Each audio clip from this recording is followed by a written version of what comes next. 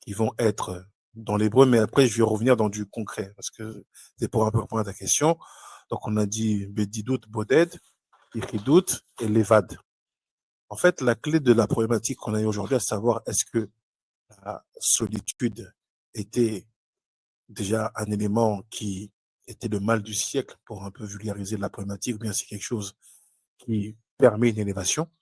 Il faut distinguer la solitude du mot solitaire. Ce sont deux choses différentes. On emploie ces mots-là dans notre langage au quotidien sans savoir la différence qu'on peut y mettre. La solitude, elle peut être négative ou positive. C'est-à-dire, c'est quelque chose qu'on peut, entre guillemets, euh, installer soi-même ou bien subir. Quand on l'installe soi-même, bah, ça veut dire qu'on vit la chose positivement.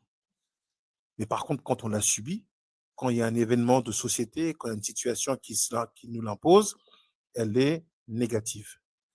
Par contre, la solitude, elle est automatiquement positive. C'est un état spirituel dans lequel on se dit, voilà, j'ai besoin de m'élever, je m'isole.